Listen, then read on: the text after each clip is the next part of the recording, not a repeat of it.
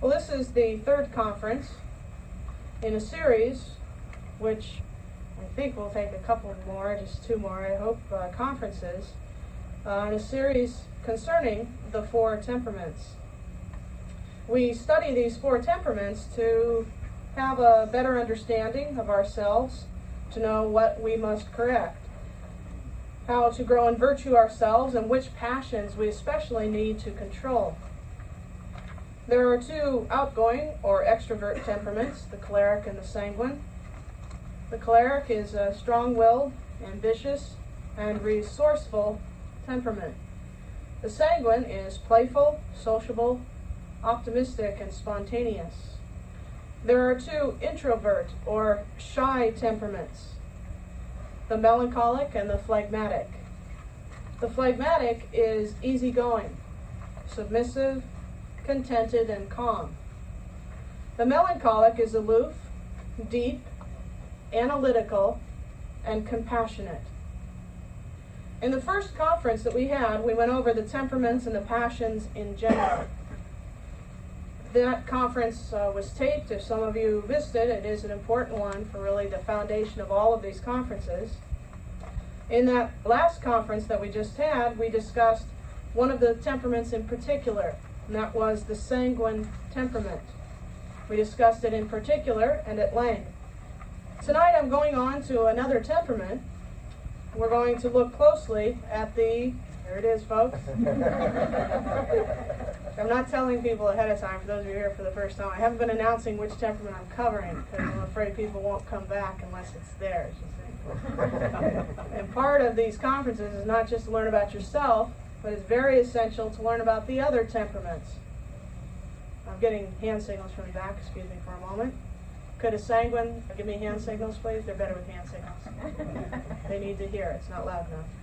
A choleric is going to solve this problem for us in a moment. That proves he's not choleric. Story of my life. Is there an outlet over there, maybe? And this wasn't even planned for my conference. This could be too loud. That's good. That's a perfect spot, because I noticed they were sleeping the last time.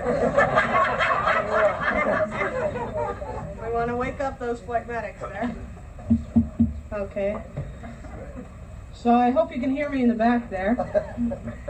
Tonight's conference is going to be on the melancholic temperament.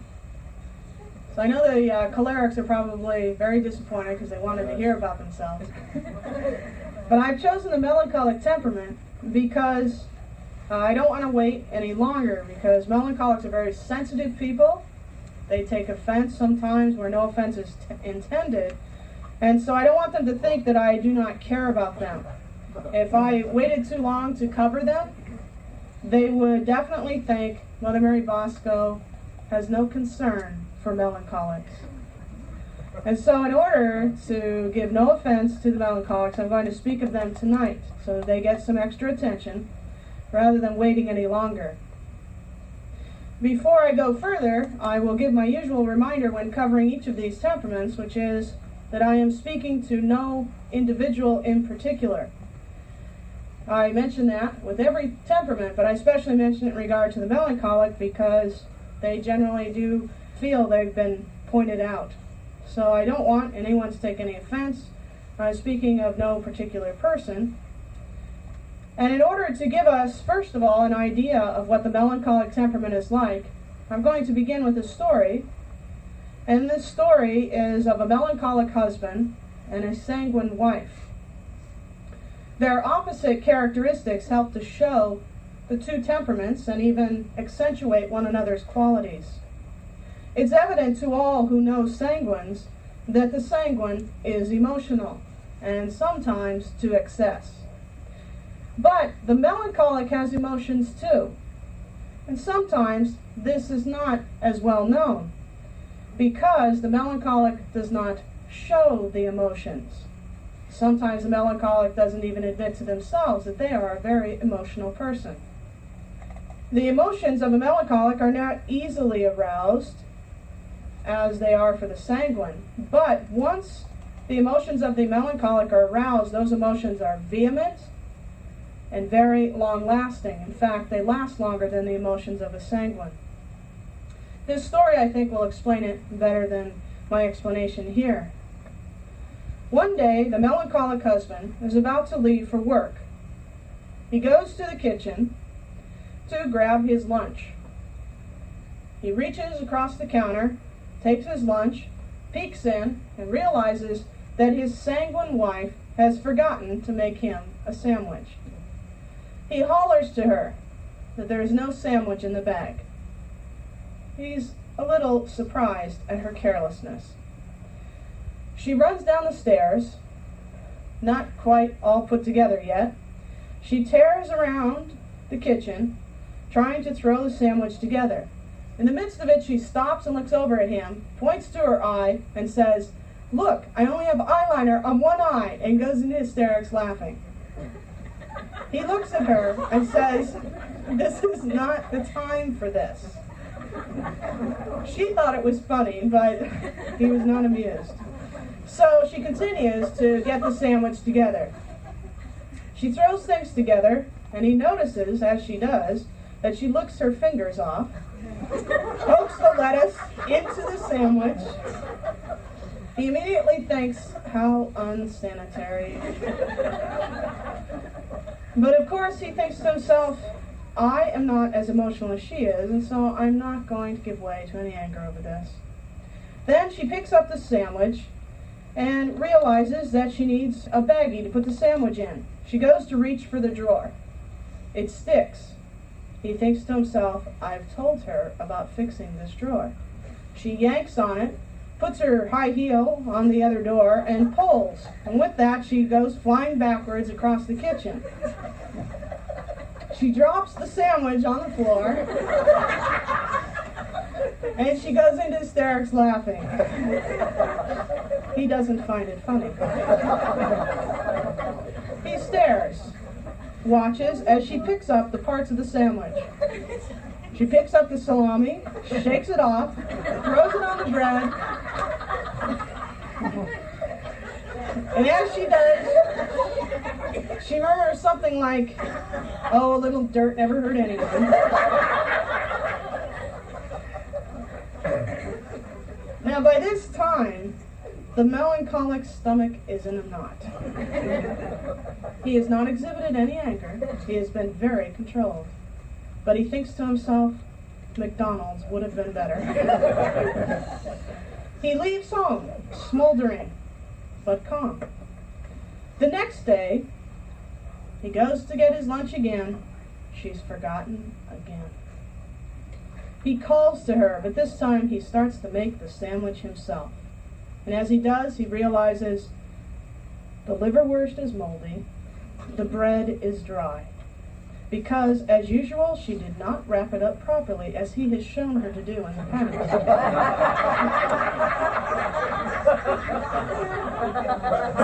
He points this out to her and shows her once again how to close a bread bag so that the bread will not get hard.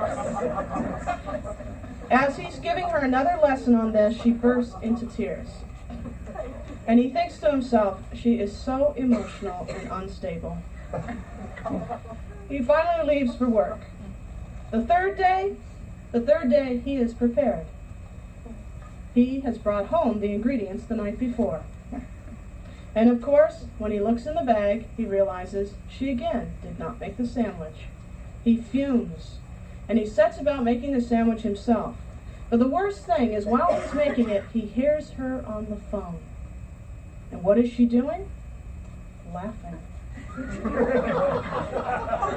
Laughing, and not only laughing, but laughing loudly, hysterically.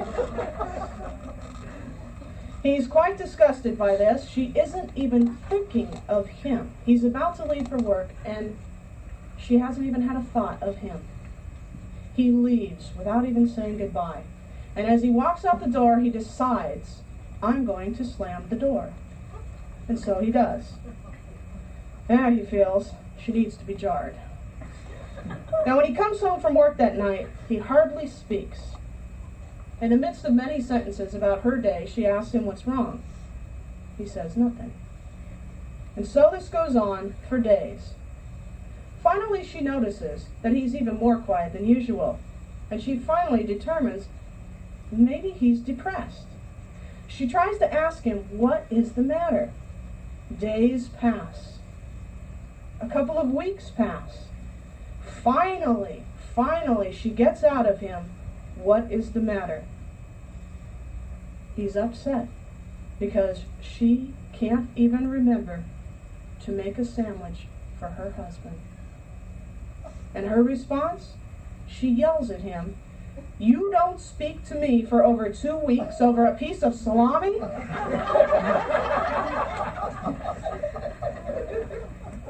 And his response? That puts him even deeper into his depression. He wonders why she can be so emotional, so shallow, and so uncaring.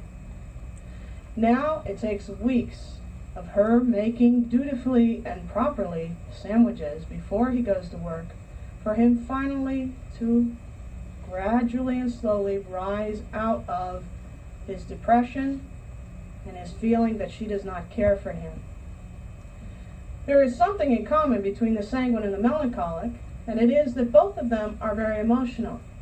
But their emotional chart would look very different. The sanguine is up and down and up and down, whereas the melancholic's chart might look something like a long down period, and up, steady up for a while, and once again, steady down for a while. Their highs and lows are longer, but they are just as marked as the sanguine. It's just the sanguine goes up and down very quickly. Taking a look now at some characteristics of the melancholic, seeing who it is we're talking about, the melancholic, as a general characteristic, is not easily stimulated. Only after repeated stimulus is an impression made. But once an impression is made, their reaction is strong and lasting. In other words, the melancholic is feebly excited by what happens. Little impression is made, and therefore the reaction is weak. But the feeble impression remains with him for a long time. And so then, if there is a repeated stimulus, the impression left with him grows stronger. And at last, the stimulus excites the mind of the melancholic strongly and permanently. And so, of all the temperaments, the melancholic, I think, is the most complex, the most difficult sometimes to perceive. Because in one moment, the melancholic looks like the phlegmatic. No reaction. Very calm. Stimulus doesn't produce any reaction from them. And yet, once that stimulus does produce an effect, the melancholic can look like a choleric because they react strongly, vehemently, and very lasting. You might compare it to a wooden post, which by repeated strokes is driven slowly but deeply into the ground. And at last it's driven so far that it's impossible to pull it out again. Understanding this characteristic reaction of the melancholic is important because the melancholic is easily misunderstood because of this hard-to-read reaction of his. For instance, a lot of times, the last thing that makes a melancholic react is not really the problem. For instance, that sanguine thought her husband's problem was salami, but it wasn't. It was a deeper point that he saw in the salami, which was her lack of concern. So the melancholic can be very misunderstood if one doesn't realize that there's a chain of stimulus that produces their great effect. Another general characteristic of the melancholic is that he's usually an introvert. The external sign of a melancholic is silence and sometimes aloofness. With each temperament, I mentioned we will be talking about the negative side and the positive side. Looking at the negative side of the melancholic, we'll look first to the type of pride of the melancholic. We spoke about the pride of the sanguine last time. The pride of the sanguine is a pride of vanity and self-complacency.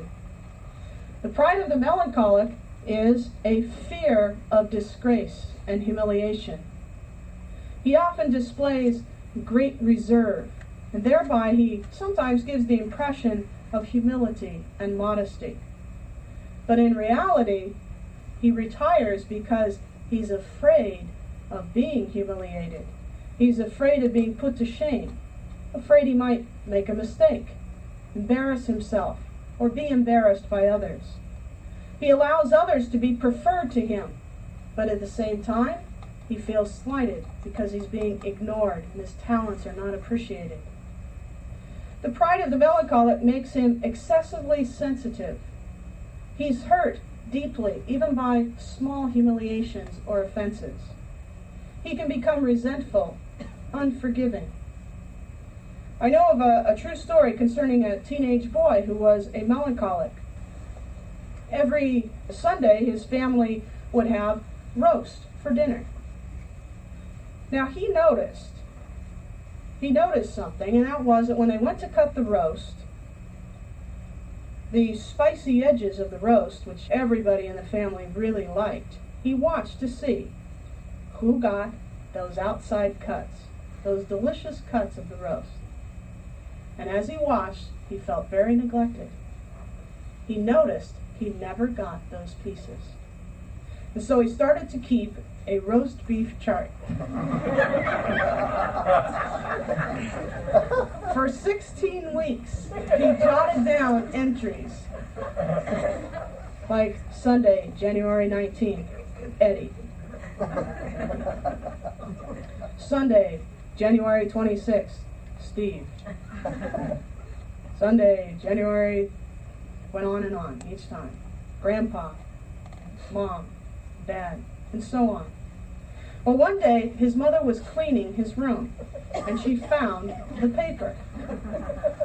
Now, that's all it said, the date and the person's name. So when he came home, she just casually asked him, "What is that chart all about?" He was very glad that she asked. The day of reckoning had come. Now his melancholic heart could open up to this great injustice that had been done to him for 16 weeks. And so he said to her, "That is the chart of who got the outside cuts of the roast beef.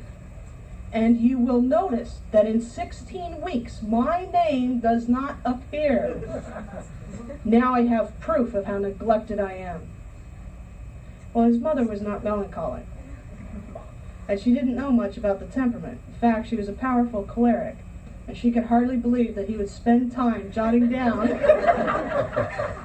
who got the roast beef. The pride of the melancholic makes him very sensitive to little things like that to him are not little things, because it's not the roast beef. It was who was being neglected. The pride of the melancholic also leads him then to be very shy and withdrawn. The melancholic finds it difficult to speak to others.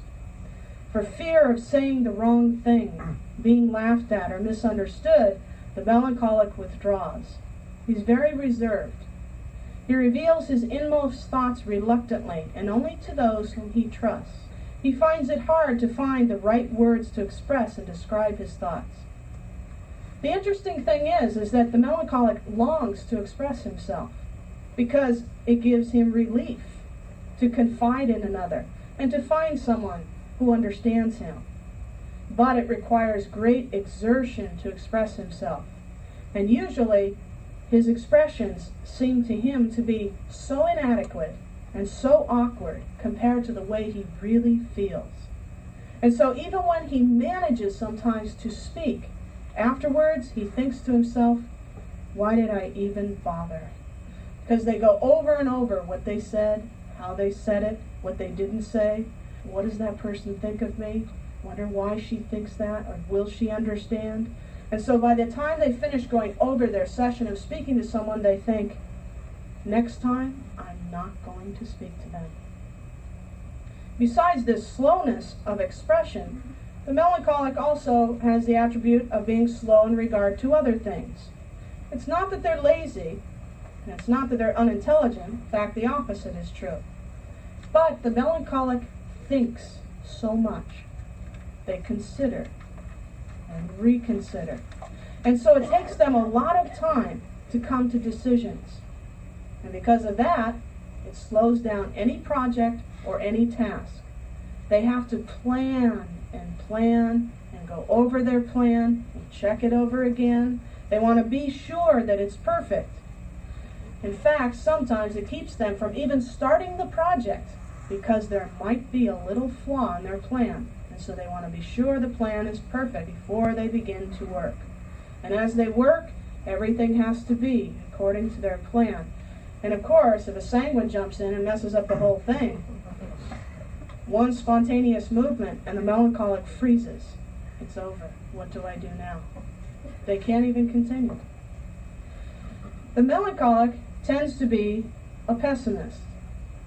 This is a natural quality, as in they naturally see things from that point of view, from a dark point of view.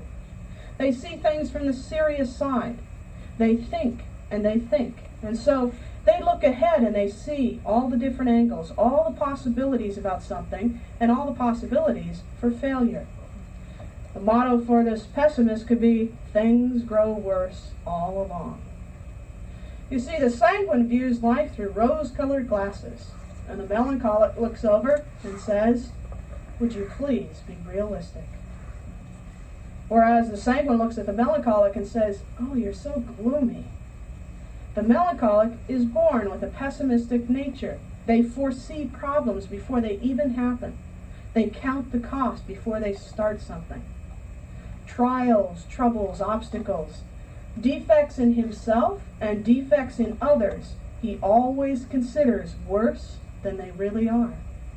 The melancholic usually has a negative attitude about everything.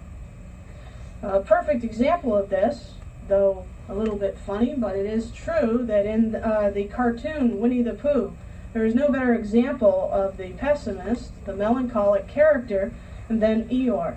The character Eeyore is your typical melancholic. There was one of the shows where it showed Eeyore's birthday. Eeyore was in a sad mood and everybody was trying to figure out why Eeyore was sad. And of course Eeyore wouldn't tell anyone. Typical of a melancholic. But Eeyore longed for everyone to ask him. Also typical of a melancholic. Eeyore was quite disturbed that the sanguine Tigger did not even bother to stop to ask what was the matter. He was too busy bouncing all over the place. And Eeyore stood there, quite sad. And finally, someone asked Eeyore what was the matter, and Eeyore said, it's my birthday. And then I think it was, I don't know, one of the other characters who then said, well, then why aren't you happy? And Eeyore said, see the balloons? And the character looked around. Neither do I.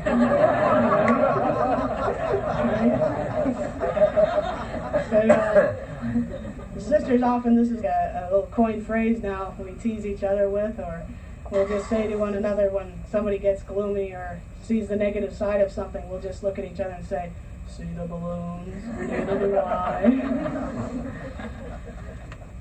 The consequence of this natural pessimism, if not controlled, is excessive sadness, unfounded anger about others, even brooding for days on account of real or imaginary insults. It can even lead to real difficulty with depression. The melancholic also tends to be a perfectionist. Though this has its good points, which we will look to in just a moment, melancholics, yet this perfectionist attitude sometimes makes the melancholic very hard to please. It's hard for them to please themselves, and it's hard for others to please them. Such unreasonable requirements put upon self come from, ultimately, his own pride. And when unable to meet those standards, the melancholic becomes disheartened and depressed. This tendency to be a perfectionist also keeps him from even beginning many jobs or making and beginning a resolution. The melancholic doesn't like to do something unless he knows he can do it perfectly. And this, of course, makes the melancholic sometimes do nothing, not resolve, because if they can't do it perfectly, they don't want to do it at all. This is a case of what St. John Bosco used to refer to as the better is the enemy of the good. That very often, he says, even the devil sometimes tempts people with the idea of you have to be able to do it perfectly, because he knows that they won't even start to do it. And so rather than having a good accomplished, nothing is accomplished because we got to wait till we can do it perfectly. And so this happens to the melancholic frequently. They have these ideas in their head. They're very idealistic. Things must be done perfectly, and yet in reality, nothing is done, because if it can't be done perfectly, then we won't do it at all. When the perfectionist requirements are put upon others, they tend to produce many faults against charity. When others fail to meet up with the standards that the melancholic sets upon them, the melancholic becomes disillusioned and even disgusted with others. And the melancholic doesn't realize it's because they are setting standards for others that they should not be setting.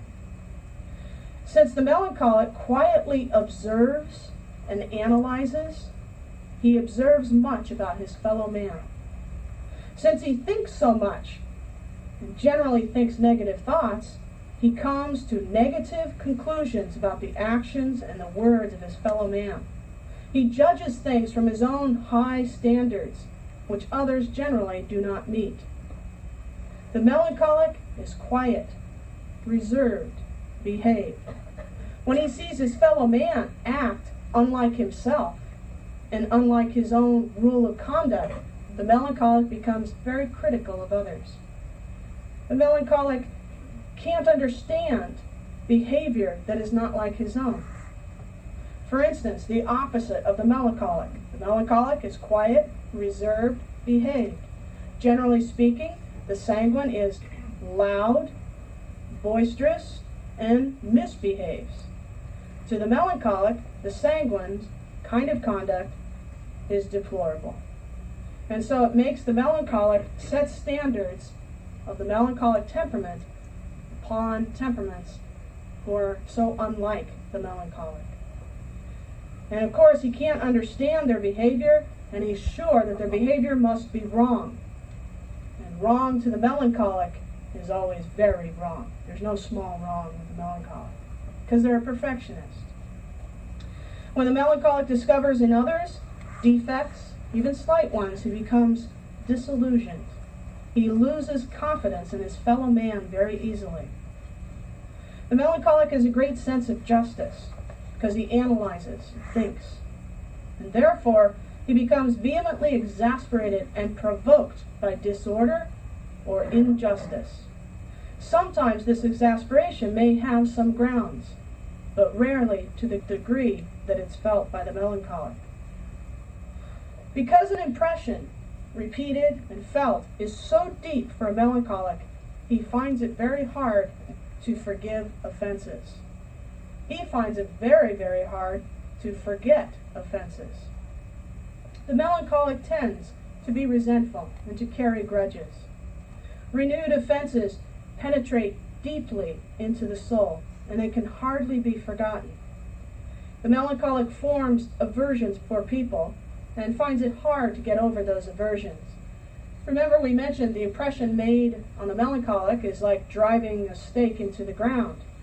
So when bad impressions have been made, it's very hard for the melancholic to pull out of those, to forget those, because they've been made so deeply. Since the melancholic thinks so much and finds it hard to trust, he is very suspicious. He rarely trusts people. He sometimes thinks others have it in for him, or they don't like him. He thinks others talk about him. In fact, he's sure others talk about him. His fears and suspicions arise when he's around other people, and oftentimes these fears and suspicions have no grounds at all. It's sometimes very amusing when a sanguine and a melancholic will have a discussion about this. Maybe they'll meet someone or go to a party together. And afterwards, the sanguine is, just all delight, bouncing all over. Oh, the people are wonderful. Everything was great. Wasn't it great? Oh, it was so great. And the melancholic is quiet. And then the sanguine asks about, what was your impression? Didn't you like that person? Didn't you like those people? And the melancholic Melancholic has all these reasons to be suspicious. Did you hear the way he said that? Did you notice he left the room while we were talking? And the sanguine's like, well, I noticed, but I went after him. I hadn't finished my story. Right? The melancholic will notice everything. Did you notice the way he moved his eyes when we were speaking? When we said goodbye, did you notice how he said goodbye? The sanguine will say, well, he just said goodbye. It wasn't like that. Suspicious. Suspicious. It's like the melancholic who passes someone in the hall. The melancholic says hello. The person walking by says, hi, how you doing? As the melancholic walks by, he thinks, I wonder what he meant by that. What did he really mean by it? Why did he ask me how I was doing? Right? Excessively analytical. And it isn't that they even decide, I'm going to do this. It comes natural. They naturally think, why did they ask me that? Why did he say that? Why does he think that? The melancholic is excessively analytical. And this can be put to good use, but it can be a hindrance to getting things done, and it can drive other people crazy. There is a true story of melancholics, which relates just how they take questions and analysis, or even a simple question, and make of it sometimes a very big thing. There was a seminar in which some people were discussing temperaments, and so they divided the group of people into temperament groups. And they decided to find out how many in the melancholic group were musical. So they figured, well, what we'll do is we'll just ask the leader of the group, the leader of the melancholic group, to ask the people, how many of you are musical? They figured they'd raise their hands and count, send the number in for the report. Well, the chairman came back with the report, and this is what he said. Our first problem was to define musical. Some of us felt it meant having musical talent, and others thought it should include those who appreciate music. Now, we analyzed this for a while, and then we decided to take 2 votes. One for appreciation and one for talent. I asked how many appreciated music, and 18 raised their hands. But as I went to write this down, one young man asked, do you have to appreciate classical music, or could you just like contemporary? There was no meeting of the minds on this, so we took 2 more votes. Those who appreciated classical and those who liked just about anything. Now then we went back to the other part, and I asked how many had musical talent. 15 raised their hands, but we were interrupted by one melancholic lady who asked, do you have to play an instrument now? I used to play the clarinet in high school. Intense discussion followed as we tried to determine the proper answer. No sooner had we decided to take another count, those who used to play and those who do now, when one of the melancholic men asked, what if you're going to start piano lessons tomorrow? At that, our time was up, and I resigned. Now, had they given this assignment to the popular sanguines, they would have forgotten the question and talked about a whole bunch of other things. If you gave this to the powerful choleric chairman, he would have said, how many of you guys are musical? Hands would have been up, counted, that was it. The peaceful phlegmatics would have said, well, what difference does it make anyway?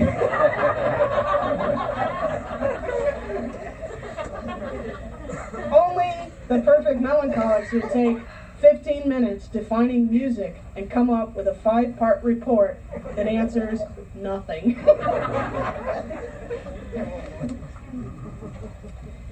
In the spiritual life, the greatest hindrance to progress for the melancholic is his tendency to anxiety, sadness, and despair. His natural pessimism makes him sad in the service of God. His pusillanimous and sad thoughts make him slow to practice virtue. He becomes overwhelmed because his thoughts are so filled with all the possible dangers and all the possible loopholes and his own weaknesses. And so it tends to make him overwhelmed and desire to just quit. And in regard to prayer, the bad aspect for the melancholic is that he loses courage in times of dryness and trial because he gets depressed over it. He sees his progress always as far too slow because the standards he sets so high, which is good, but he sets them so high, he sees how much he misses the mark and becomes so sad over it. And those sad thoughts in prayer actually occupy too much of his time, so that even during the time of prayer, he spends too much time with sadness, sad thoughts, depressing thoughts.